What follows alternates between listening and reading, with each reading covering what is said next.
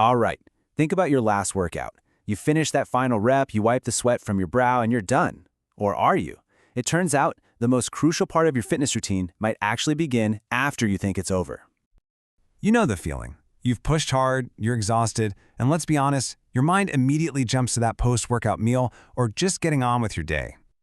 But in that rush, most of us blow right past a simple 5 to 10 minute process that can totally change how we recover and, honestly, the results we get from all that hard work we just put in. So to really get why a cooldown is so critical, we need to quickly look at what's happening inside your body.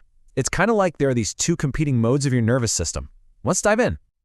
Okay, so during any intense activity, your body hits the alarm button and shifts into what's called a sympathetic state. Just think of it as your internal fight-or-flight mode. It's getting you ready to handle a threat, whether that's a heavy squat or, running from a tiger.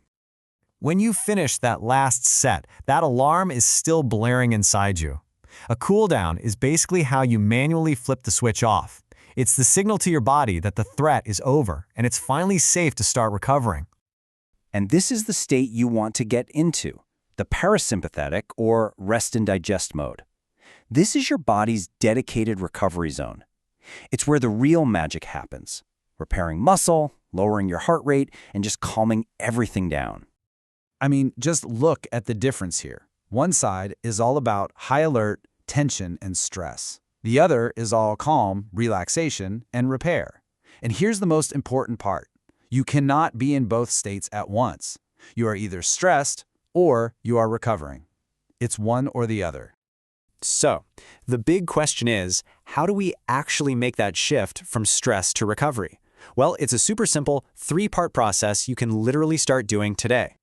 A really effective cooldown has 3 key parts that all work together. You've got some gentle movement, some focused breathing, and then targeted stretching. Let's break down how each one works. First, whatever you do, don't just stop cold. Spend just 2 or 3 minutes on some light cardio, like a slow walk on the treadmill. This lets your heart rate come down gently. And while you're moving, really focus on deep, intentional breathing. This sends a powerful, calming signal to your entire body. And that brings us to the final piece of the puzzle, and maybe the one people misunderstand the most, stretching. This is about way more than just being able to touch your toes. See, during a workout, your muscles are constantly doing 2 things. They shorten, that's called a concentric contraction, and they lengthen, which is an eccentric one.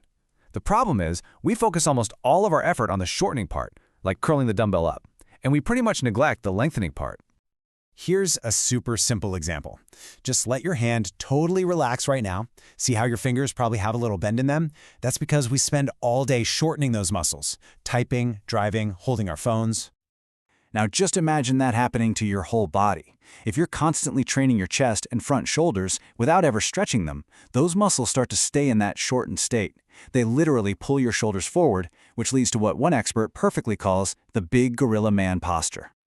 And listen, this isn't just about how you look in the mirror. This kind of imbalance creates a whole cascade of problems. We're talking bad form on other lifts, a smaller range of motion, and a much, much higher risk of serious injury down the line. Okay, and this brings us to a super important warning. Because not all stretching is created equal. And when you do it, well, timing is everything. Let me be crystal clear on this one. The kind of stretching we're talking about here, where you hold a stretch for 10 or 15 seconds, that's called static stretching. It should only be done after your workout is completely over. If you do these stretches beforehand, it's kind of like you're telling your muscle the workout is already over before it's even started.